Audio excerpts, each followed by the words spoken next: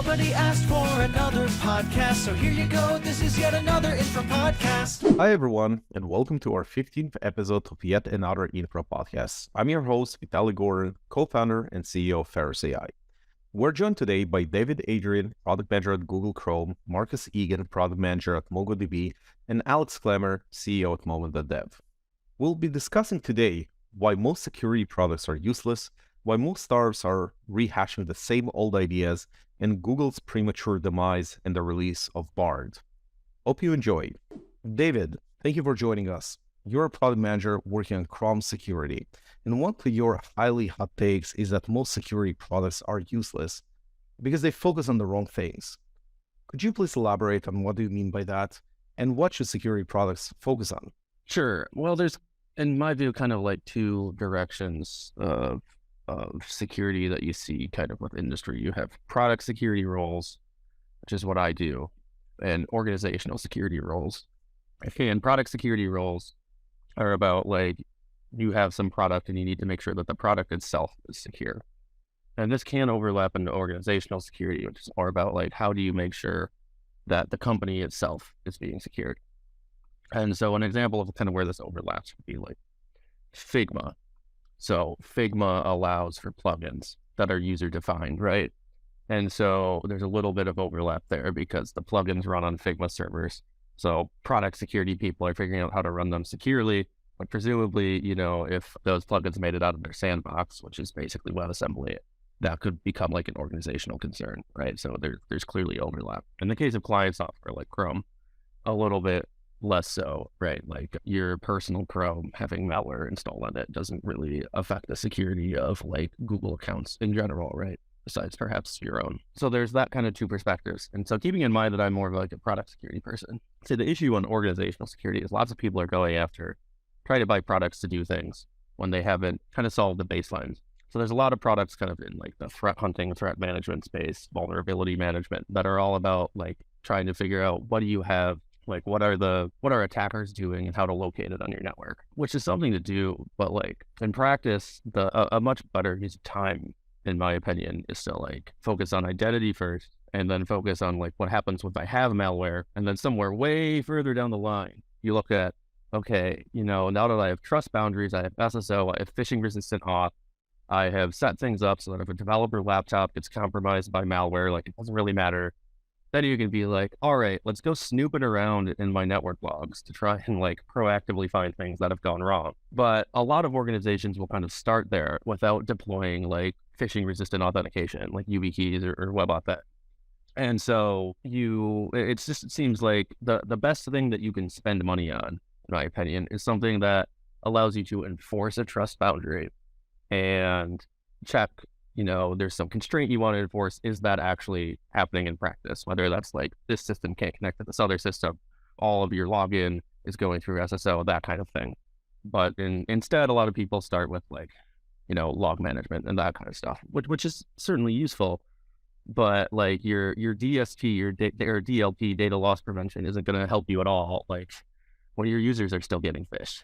Thank you. And Alex, would love to hear your thoughts on this as well.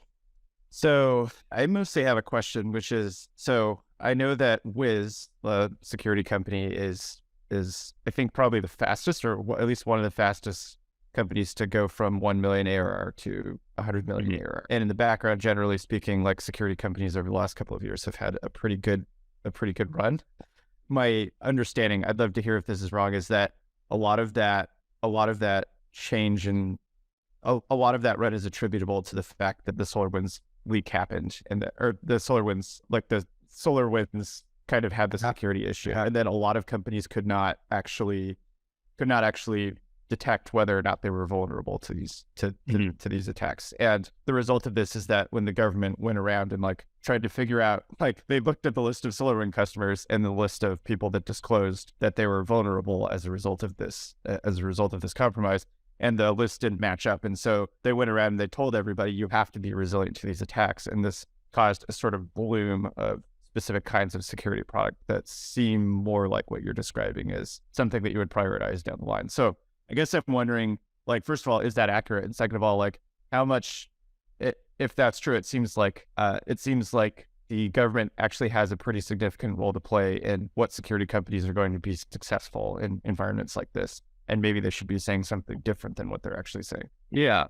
So I guess I'll work backwards. The government is saying very similar things to kind of what with the cybersecurity executive order. I think it was one of the day one executive orders for Biden. If not, it was very early. Well, that effectively had two parts to it. One was they said OMB was going to release guidance on how government networks basically needed to switch to a zero trust model. I feel like an asshole plugging my own podcast, but we did have a discussion with Eric Mill from OMB, who used to have my job at Google, discussing like how that zero trust applies to government networks and government agencies. And then the second half of that executive order is NIST guidance and on how to do secure software development. There isn't really any discussion of like identity and what would normally be called zero trust outside of the government in that executive order, as far as I know. But the NIST guidance is very focused on supply chain security type things. That's a big part of it, along with a bunch of other stuff you might kind of expect, which is like, do you have pull requests and that type of thing? So yes, that is definitely part of it. But what I think about tools like Wiz, when used effectively, is really a debugging tool for the security team to do things, because it helps you kind of find what you have deployed and how things are configured in a way that's more useful to a security team than trying to troll through Cloud Console a lot of the time. So a lot of these security products, some of them end up solving organizational problems. Like Zscaler solves organizational problems. It lets you deploy zero trust in quotes, without like actually having to figure out how to deploy a single sign-on, or like you don't want to sort out what a reverse proxy is. So you can deploy Zscaler, and that like kind of works. And even in the government guidance, Zscaler only kind of counts as zero trust. So there are many tools that solve organizational problems, and that can be useful as a tool, but you have to be careful if you think you're buying a tool that solves an organizational problem and you think that it's like providing a trust boundary by like a DLP tool, and you're like, okay, well now we're not going to get hacked. Well, that's probably not true. Like, are you enabling some specific employees to do something, or are you creating a hard trust boundary? And if you're not kind of doing either of those things, then you're maybe buying the product because their sales team is good. Marcus, thank you also for joining us today. You kind of have been a very active member of the Discord channel, and you kind of are known for some of your hot takes. And one of them was about kind of similar to David's and about security, and you were talking about the asymmetry between the users and the adversaries, and that is kind of because of that, the adversaries kind of will eventually win. Is my understanding correct, or can you elaborate on that? Yeah, it's correct. And it's interesting that David mentioned, phishing and Zscaler and trust boundaries. I am in the web of Jay, the CEO of Zscaler, was the CEO of a company called CipherTrust. Back in the day, it was like an early anti-spam provider. And like the CTO of that company was chairperson of a company that bought my startup a long time ago. And now I feel that the phishing and the trust boundaries phishing is getting more sophisticated. Trust boundaries are more blurred, and it's related to the fact that these adversaries have a much greater incentive to evolve and level up, and users have not. Things have been made more convenient for them. So if you live in a place, like if you live in a city that is known for petty crime, you're going to lock your door. You may even add an alarm system. You know how to work it. You know how some people have been forced to learn how to operate IP cameras, right? On the web, things are constantly made more convenient. And so this is at odds with some security best practices and some postures, and adversaries love it.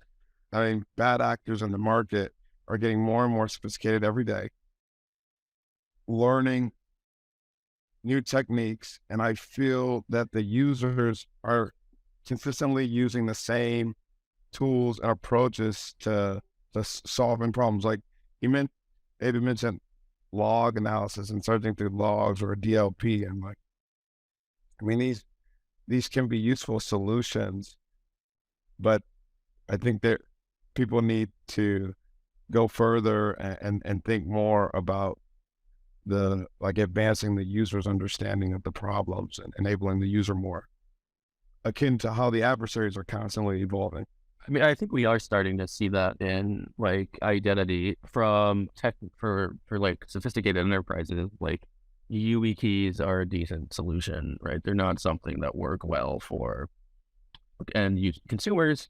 But when you're in a world where you know all of your employees are and you're shipping them hardware anyway, like it's totally feasible to ship UE keys to everybody. It's harder for organizations that look more like the government or organizations that have very large numbers of contractors. But it's completely feasible for many organizations today, and they aren't doing it for a variety of reasons. But it's definitely like the impact on the actual end user. If you can get them a configured YubiKey, it is not actually that high, right? You touch the thing when you log in, and now you don't have to ever go through a phishing training again, aside from what's required for compliance. And then Google, for example, people who are not me, so this is definitely not me speaking on behalf of Google, but paid passkeys are like trying to take that idea and weaken the security model a little bit, but in exchange for something that's more aligned with what users expect, which is basically like the security kind of goes back to the security of your Google account. And then you can get a similar guarantee, phishing proof guarantees that you get from a YubiKey. And so I think stuff is going in that direction. It just takes time. One of your hot takes is that most companies are out of fresh ideas, and all they do is just slap the latest trend on an old idea. Can you explain why you think so, and where can a company get fresh, original ideas? Yeah, that's a good question. I think about it all the time. I think we have a huge huge groupthink problem in technology. Like a lot of people are super similar, have similar interests outside of work, studied similar things, went to similar schools, have similar backgrounds, and they all sort of say the same thing. And I mean, there have been many people talking about this over the years, Innovator's Dilemma, and I think even a Steve Jobs interview like 6 months before Next was bought by Apple to bring him back. They say that people think that they are successful because of the product that made them successful. Like you're a big company because of this product that you brought to market. That was new, that was an innovation. And if you don't innovate, if you don't bring new products to market, you won't continue to be successful. And so companies, they become victims of that. They have this confirmation bias, like what we're doing is correct, everything is right. We don't need to actually take the next leap forward. And they're just not hungry anymore. And I think what the best thing that companies can do about this, and I don't have like the silver bullet or maybe the best idea, but the things that I have seen work in the past outside of acquisitions, right? I think acquisitions have been a fantastic strategy for now Meta. I mean, Instagram, the like button, WhatsApp, but not everybody has unlimited cash to buy these great companies to expand Oculus. But I think the best thing you can do is look in places that maybe everyone isn't looking at, right? A lot of people come from schools that are not household names necessarily. A lot of people aren't from the United States, right? It's a very small subset of the population. And like looking in the Bay Area where all the next, generation defining companies just seems amiss to me in a world where a lot more people have high-speed internet connections. People can write code and read and have users, and they're closer to problems than maybe I am in many instances because of where I live. So it seems like you're talking about like 2 or 3 things here. So one thing is like systemic access issues where people who have perspectives that are important and which could make or inform businesses that end up being really large are simply missing from the picture. But I think you're also talking about like innovation and like how capital allocation should work at large companies. And it seems to me that it's like actually pretty hard to when you when you think about like what technology products are, the reason why there's like asymmetric upside is because with relatively small amount of capital investment, you can make products that touch, more or less every human on the planet, like Facebook or something, ideally. And if you're working at a company like, like Microsoft or Yahoo or something, it's very difficult to actually allocate that capital in a way that does not like starve the business unit. Like the business unit that you're in either gets starved or it starves everything else around it. And I think this is more or less what the innovator's dilemma is talking about. It's is that it is very difficult for a company to balance that asymmetric upside with the conducting normal business operations. And I'd be curious to hear if you have like thoughts about how that should actually change, because I think like straightforwardly what you're saying is part of the picture is just like including more people who traditionally do not have access to those resources. But it seems like you have other things in mind related to like how capital allocation should work at a company like Microsoft. I think that I like the 2 pizza rule at Amazon. Like no team should be bigger than 2 pizzas, which is not a popular one because there are a lot more people in a company than 2 pizzas and everybody wants to be included, right?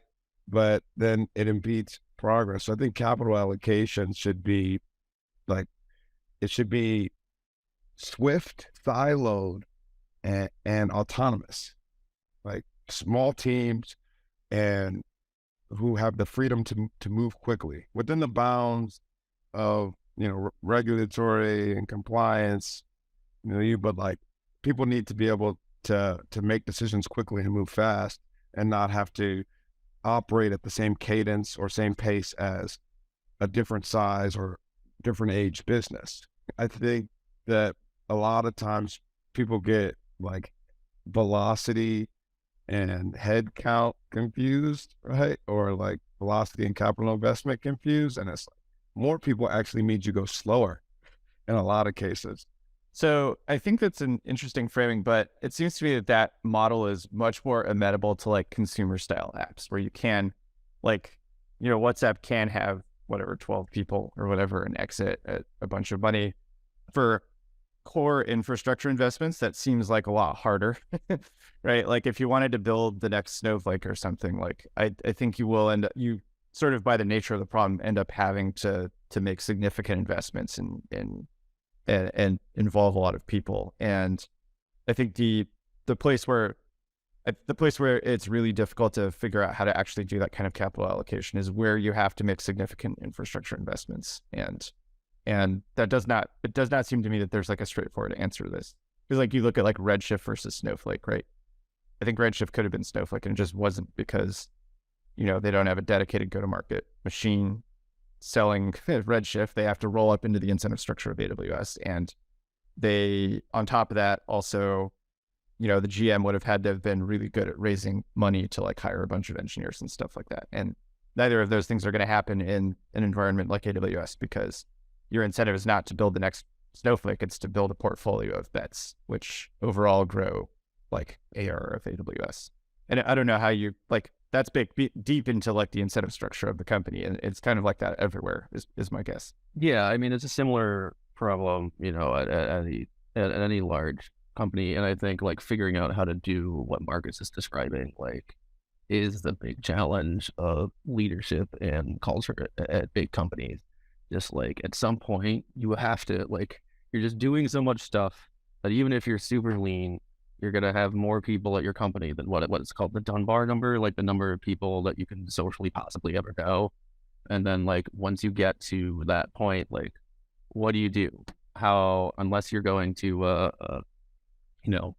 hit like, stop doing things, disband large portions of the company, at some point you scale past this point. And like, what do you do? And, externally, it looks like, Microsoft did pretty well with this, like under Satya, changing like some specific things and being able to execute in different ways better. What I can say at Google, I was there briefly in 2016 as an intern, and the process of getting features launched into Chrome then compared to getting features launched into Chrome now is very different and much more formal now for a variety of reasons. And so The question is, how do you manage that? Because Google is also like considerably larger. It was big in 2016, but it's even bigger now. And, that's just a very tough problem to handle, but also kind of a problem to like be happy to have, right? Like if you're a company that gets to like, your problem is how do I deal with more than like 1,200 people or whatever, and you didn't, accidentally confuse your revenue curve with your employee growth curve. Like that's a good problem to have. Do you think that Google is good at capital allocation in that traditional sense? Like when I think of good at capital allocation, I think of Microsoft. Do you think Google also falls into that bucket? I don't think I can answer that question on this podcast. I think we should comment on other people's employers. Not. It's interesting you keep mentioning Microsoft. Like, I don't know, 20, 25 years ago, Bill Gates says like Coca-Cola is going to make money off the same recipe and the same product, but in technology, we have to reinvent ourselves every 10 years. And he said back then, like in 10 years, Microsoft will be a totally different company. In 20 years, Microsoft will be a totally different company. And I look back at like Steve Ballmer's comments on Linux, and I think about how important Linux is to Microsoft today and their growth. I think there's some prescience in Bill Gates' comments back then, and Steve Ballmer's, frankly. Yeah, I mean, Microsoft is like the biggest ship of Theseus of all, right? Like, like it is true that they have Office and Windows, but those products have essentially been rebuilt from scratch, right? Like Office, like their go-to-market is 100% different. Like they're selling like O365 subscriptions now, right? It's like you had to change everything about how the sales force was incentivized in order to make that business actually work. I can't think of a company, like other than Adobe that was able to sort of bet the entire farm on a completely new paradigm and actually succeeded. And I don't think that they actually get enough credit for that. Interestingly, I think a lot of that actually starts with Ballmer. Like the Azure Linux stuff that kicked all of this off was an initiative that Ballmer greenlit. The Office 365 burn the ships, like change the Salesforce movement, all started under Ballmer. And I kind of feel like he's like Batman. He's like not the CEO that anybody wanted, but is the CEO that the company needed at the time to weather the antitrust stuff. I don't know that Coke is actually that stagnant either. Like at first glance, sure, but like if you look at trends over the years, like Diet Coke was really big in like the early 2000s. Then there's like been this pivot to like flavors in Coke Zero. Like the recipe has been changing over the years, right? Like it seems pretty stagnant, but like when was the last time you drank a regular Coke, right? I don't drink pop very often, but I'm always like on Coke Zero, which didn't exist 10 years ago. So maybe they're not pivoting to the cloud, right? But like other companies do still make changes to survive. Yeah, no, I agree with you. They definitely have evolved. I think for the way I think about it is like the degree of change and like how drastic is the shift and how you do business every day, go to market. I think the go to market is actually the more challenging one, like because companies build these whole playbooks and repeatable motions and understand deal mechanics of selling one product, and then they start down a path of a new product that has a totally different economic buyer, team profile, like sales cycle, like risk, cost structure, and so understanding like how things diverge deeply is definitely a really rare skill, as Alex mentioned. Not many companies have done it, and I don't know how different the deal mechanics of Coke Zero are compared to Coca-Cola. Yeah, they're kind of selling them the same way, even if the flavors have changed. So I think like the difference is like primarily in distribution, right? Like when you have essentially free distribute, like when incremental distribution is super trivial, the mechanics of consumption really change. Whereas like Coke has to have this, very complicated, like somebody has to like scrape bauxite out of the ground in Australia to make the aluminum cans, and then you have to figure out a way to get like all of this liquid to all these different parts in the world, and it's like a persistent thing that people consume. I think that's probably what Bill Gates is talking about. But for software, it's like the incremental cost of using Facebook is nothing, right? Like, or the incremental cost of serving an additional search query on Google is nothing, at least until they transition to LLMs. And I think it changes the dynamics of the business, because when it is possible to distribute something to a lot of people basically instantly, it means that the consumption, like the pattern of consumption, is completely different. It means that people who create new things have kind of like a built-in advantage over people who are trying to create like a new soda, because you still have to solve the distribution problem. If you have soda, you have to like get it all over the world and stuff. Staying back on the topic of Google and LLMs, a couple of days ago, Google released its own ChatGPT competitor called BARD. And unlike ChatGPT, it's free. It is connected to the internet, so it can crawl and answer questions about the most recent information. Unlike ChatGPT, that is still in 2021. Alex, have the rumors of Google's demise been premature? Yeah, well, are those the rumors? Like, is Google gonna die? Like, I don't know if anybody is anybody really suggesting that? I do think it's interesting that a fairly small company was able to make the largest company on, one of the, probably arguably the best business model in the history of planet Earth, like completely change its strategy for like its flagship products, right? Like, that is a very interesting outcome that I don't think anybody would have expected, like even 5 years ago. My guess is I think it'll be very interesting to see what happens next. It feels like Google kind of has to make this investment. I think Satya was basically right when he said that we're not going to maybe take over search, but we are going to make them dance a little bit. Like, that's very clearly true. Like, they are going to, like, somebody else is controlling Google's roadmap, and whether or not this product actually succeeds, I think that is like a very remarkable feat, which there is no analog to in modern technology. I don't think Microsoft ever had this happen to them, for example. So for me, the questions are like, long term, what is the unit economics of this model? Like, they're still marking it as experimental. My guess is they probably would not have released it unless there was significant pressure from Bing and ChatGPT and all of these upstarts.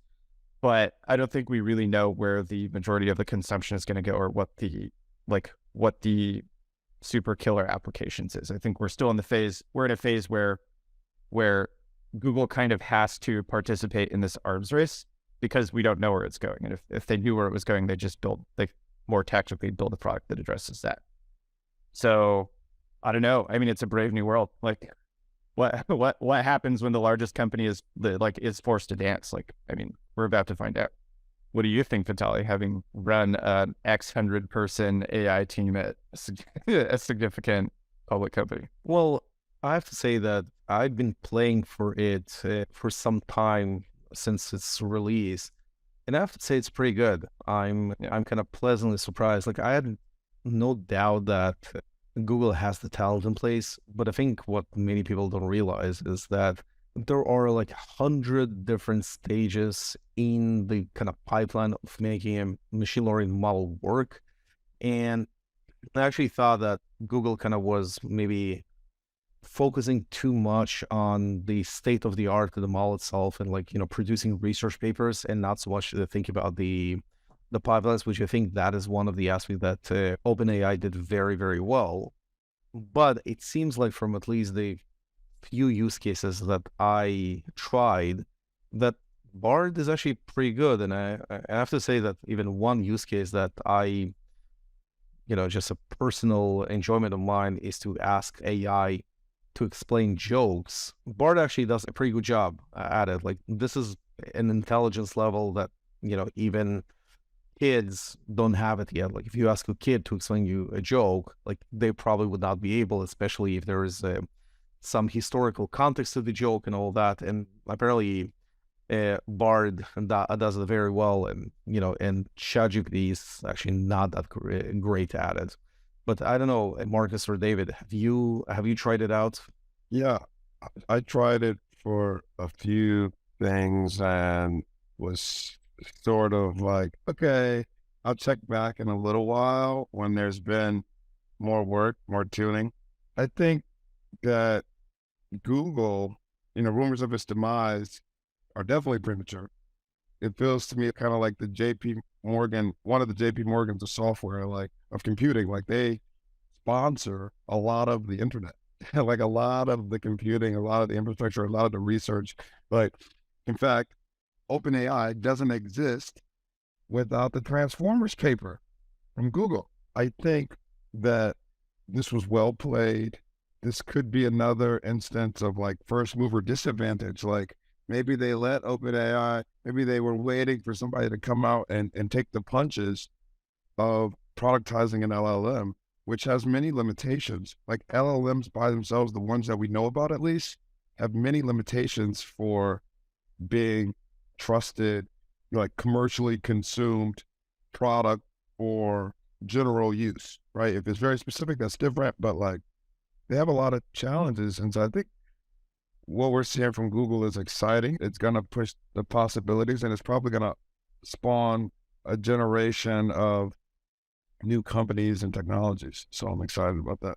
I'll be curious also to see how some of the longer tail features actually impact usage. So asking questions that require some amount of specificity, like about math and stuff like that, seems like definitely super cool. I personally am interested in that, and like I want to know how they do it and things like that. But it's not super clear to me that this is going to really impact like actual usage. That's one of the things that I'm looking forward to, is when you have considerable resources, you can start to like place a bunch, like a portfolio of tactical bets. And I'll be very curious to see which use cases arise out of that. I think one thing that I think they probably didn't anticipate going into this launch was or maybe they did anticipate it, I don't know. I mean, I don't work at Google, is the like plugin model for GPT. I think obviates like quite a lot of the work that they may have done to do things like make more specific, like, you know, more specific features for specific verticals like math and like coding and stuff like that. If GPT actually makes progress on that and people actually adopt the plugin model, I think that it may be pretty hard for BART to catch up with that. And it'll be interesting to see what happens to all of these players. Also, Anthropic released like a 100,000 token context window for their latest language model, and I think that I will be curious to see how that impacts uses. My guess is that opens up the door to a lot of enterprise use cases that GPT and BART are probably not super accessible to right now. Let me actually ask another question, because there is another asset that Google has that at least OpenAI doesn't have, maybe through the partnership with Microsoft they have, which is the snippets in search, right, that they display, which actually also provides a kind of more semantic understanding of many topics, where, let's say, maybe a large language models that don't have that, or, you know, another way to think about it is they already hard-coded probably thousands, if not tens of thousands of these use cases, that they know what people are looking for and what kind of type of answer they expect. Do you think something like that can also give them the edge over something like ChatGPT or any other thing that requires just manual labor over the years? Yeah, totally. I mean, I think that's probably why they built in like the math stuff, right? It's because we know how much people like, we know roughly what the breakdown is of people who are going to like web search to do tasks like add numbers together and stuff like that. And like, we understand like the percentage of searches that are like repeatable, where the top 10 results all have the exact same information, and you just need to like surface that. That's like the impetus behind like the knowledge graph, the knowledge cards that every search engine has now, where you just like get the information out of the web page and you just tell the user so they don't actually have to visit a page.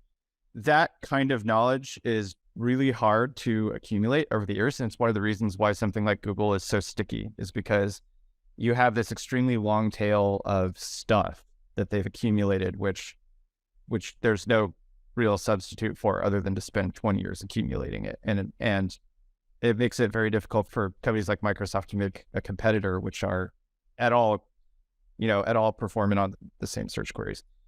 The trick, though, is GPT, is BART, are these large language models going to be used in the same way that search is? And my guess is probably not, actually. And if that's true, my guess is that both of these products, like Bing GPT or whatever it's called, and BART, are probably not going to succeed in the long term, especially given that the unit economics of Google search are so cheap. It's probably, I'm guessing, I mean, I don't have the numbers. I'm guessing it's like somewhere between 1,000 and 10,000 times cheaper to run a search query than it is to execute like a BART, like like enumerating a response from BART. So, you know, like there would have to be very compelling reasons for like everybody to move over to BART from Google search for a lot of those modalities. And it's just difficult for me to believe that people are going to use it exactly the same way that they're going to use search. Yeah, so Alex, I would totally take the other side of the bet here. I think the experience is just so much better, but companies will figure out how to serve that experience, because like every time I took a bet against the better user experience, I ended up losing that, whether it's programming languages, whether it's databases, whether it's, you know, it's pretty much every time someone offered a better developer experience, even if it was at a cost of performance, security, you know, you name it, still the better developer experience won.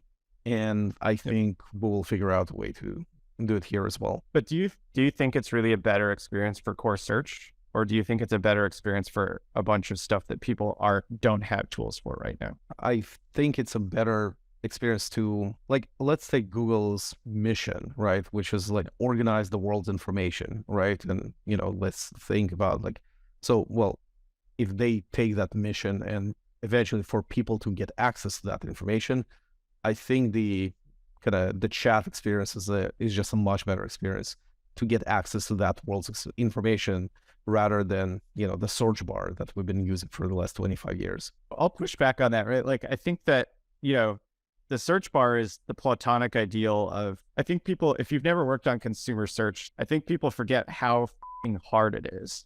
So, you know, previously I told this story, but to give you an example of the long tail of users, like okay, so like search is the platonic ideal of products. It is a single text box. You type stuff into it, you get a result, right? In theory, this should be understandable by every man, woman, and child on planet Earth. In practice, you will find if you do user tests for any amount of time that people actually don't understand this product in a very fundamental way. And I'll give you a very specific anecdote, which I know I said in a previous episode, but is also germane to this conversation. So when I worked at Bing, there was this post on Read Write Web called like Facebook wants to be the login of the internet or whatever. And for the first 8 hours of its life, it was totally a normal blog post. Nothing happened. It was like Read Write Web was like a TechCrunch competitor. It was fine. And then like 8 hours into the post, they suddenly started getting like hundreds of comments from people who were asking confusing questions. Like, why did you change it? I like the old way better. And what had happened was for like 15 minutes for the Facebook, like the query Facebook login, this article had got bumped to the top of the like SERP, like the search engine's results page. And there's a class of people whose way of getting to Facebook was to type Facebook login into the like Google search bar and then just click the first link, and they literally could not tell the difference between Facebook and like a random tech blog, right? I think my lesson from this is actually that design is impossible. Like you can't actually design a product for a billion people. There's no way to do it, right? Even in the case where you have literally a text box, no other buttons, no other wizardry, literally just type what you want into the text box, people still don't know how to use that product.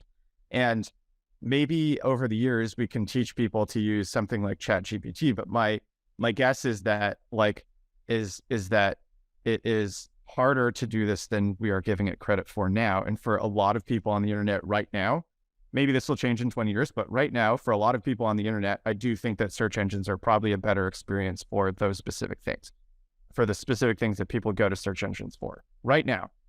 Could change, but that's how the world is right now, because you have like 7 billion people, or like somewhere between 3 and 5 billion people on the internet using stuff like this. I think the bull case for something like ChatGPT is that is actually not that you're going to retrofit the rest of the world away from using search engines. The bull case for ChatGPT is you're going to invent an entirely new internet, right? That is my position on like the LLMs, is like, I think that when you have access to text synthesis that actually works, it implies a fundamentally different structure of the web, and it implies different, like websites do different things, and it implies a different interaction model for every page on the internet. That's actually super powerful. I just don't think that it looks like the internet of today. So I don't know. Your response, Vitaly, you look stoic and skeptical. So No, and I completely agree on the last thing. The internet will change because, if we have new capabilities, the way we design pages and the way we design information will change. My point was more that this whole thing that you type words into a search bar and those words hit some, Lucene index and all that, and then kind of rank the results back.